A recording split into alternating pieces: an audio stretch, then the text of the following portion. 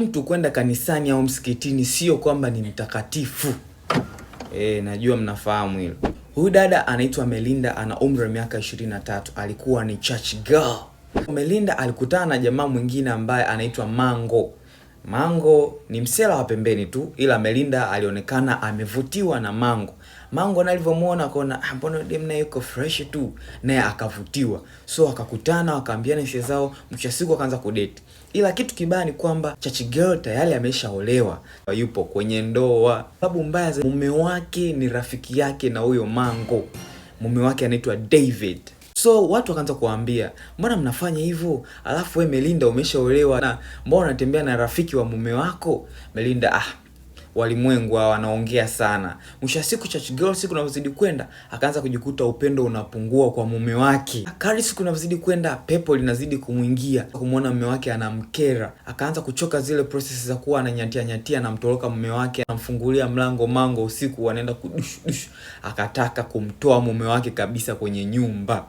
Na mbaya zaidi Melinda akaingiwa na pepo la uuaji, akataka kumuua kabisa mume wake ili yeye na Mango waenjoy mahusiano yao mapya kwa babake.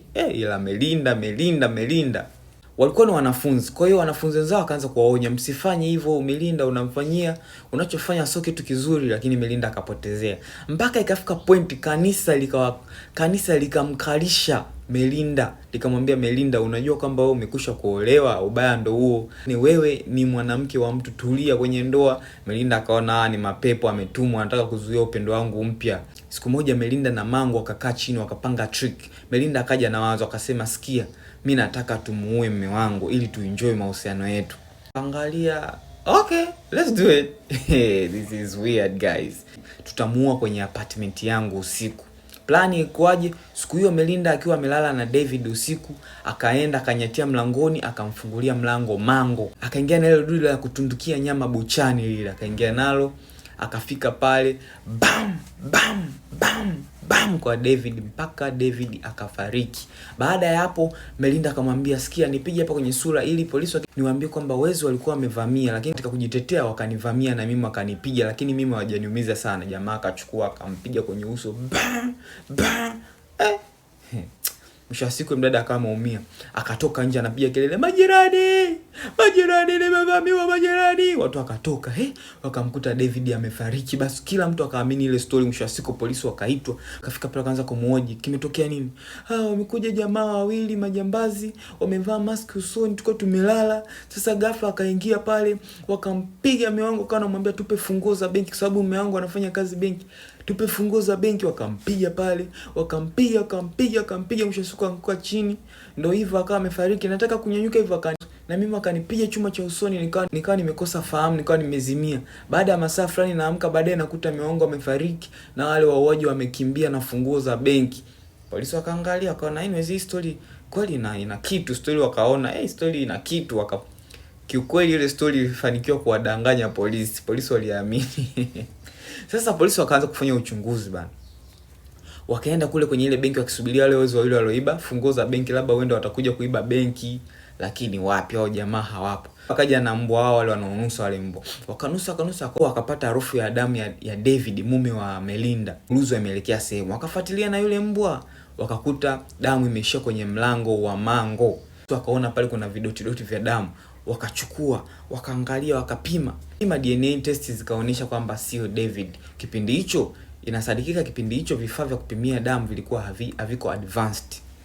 Mwisho wa siku Melinda na Mango wakabahatika ku get away with the case, hawakukamatwa na polisi. Baada ya hayo mauaji, Melinda akaanza kujisikia vibaya na Mango naye akaanza kujisikia vibaya. Kwa sababu gani? Mango ni rafiki wa David na Melinda ni mke wa David. Kwa hiyo wamefanya jambo ambalo kidogo si uzuri, kisa mapenzi. Na baya zaidi baada ya kufanya hivyo ni kwamba upendo wao ukaisha. Feelings walizokuwa nazo mwanzo zikawa zimekata. So what is the point of all this murdering session? Oh, god damn it.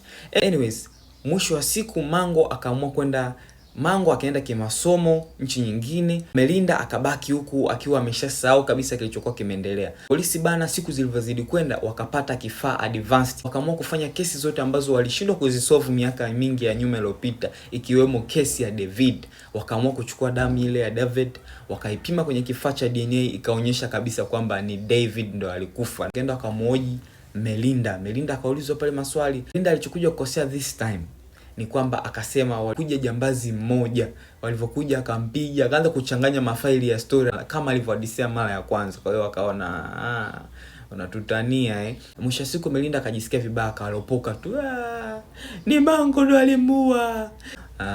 Tulijua tu, akawakamata akafuatwa na Mango huko shuleni alipokuwa chuo naye siku wakafungwa jela kubababake. Hii ni noma. Anyways guys, ninakuomba ukabonyeze link ile hapo juu kwenye profile, uende ukasubscribe kwenye YouTube channel yangu, na kama una tangazo lako, do not hesitate to hit me up and we will be talking some business. And see you yesterday.